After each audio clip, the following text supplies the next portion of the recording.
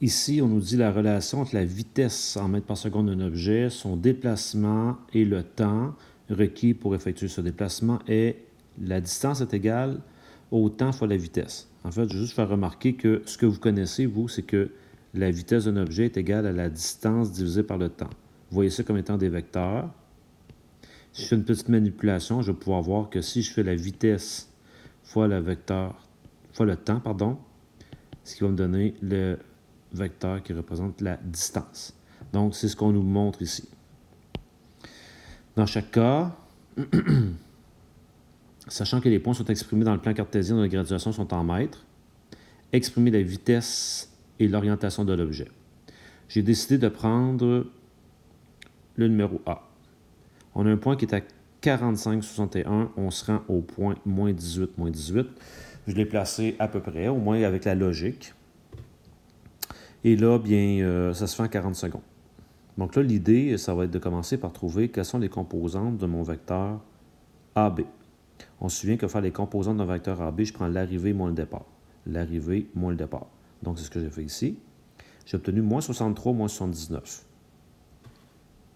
Donc, sur mon dessin, je comprends que ici, en I, ça vaut 63. En J, ça vaut 79. On a mis moins parce que vous comprenez la logique de la situation.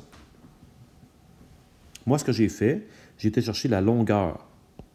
J'ai calculé la longueur du vecteur AB en me servant de 63 et 79 qui étaient les composantes.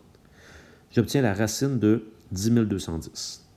Et là, à partir de là, je suis parti avec l'idée que la vitesse est égale à la distance sur le temps. Pardon, OK? Donc, on va avoir la vitesse. La distance parcourue, c'était la racine de 10 210 mètres. Et ça s'est passé en 40 secondes. Donc, j'ai pris le temps de calculer ça. Ça donne quoi? Divisé par 40, j'obtiens 2,53 mètres par seconde. Si vous allez voir dans le corrigé et que vous cherchez à calculer ce qu'eux avaient comme réponse, bien, si vous effectuez le calcul de la racine, vous allez arriver exactement à ce nombre-là. Et pour une vitesse, c'est acceptable de le donner de cette manière-là, c'est-à-dire en nombre décimaux. Il fallait aussi calculer l'orientation de l'objet. Je m'en viens sur mon dessin. L'orientation, bien, en fait, moi, j'en ai trouvé l'angle qui est ici. Et lorsque j'aurai cet angle-là, je sais que l'orientation de ce vecteur-là, c'est par rapport à l'horizon, c'est tout ce qu'il a fait ici. Donc, j'ajouterai 180 à la valeur que je vais trouver.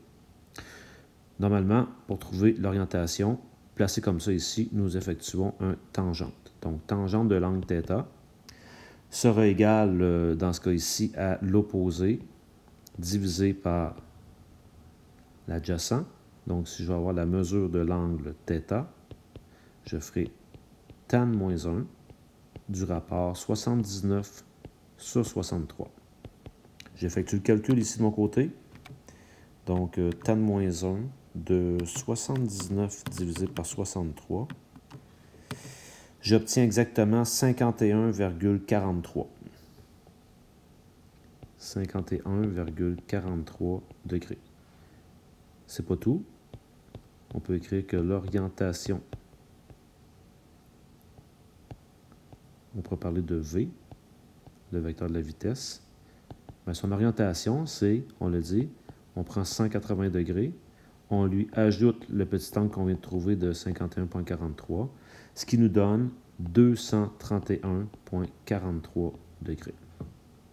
Voilà.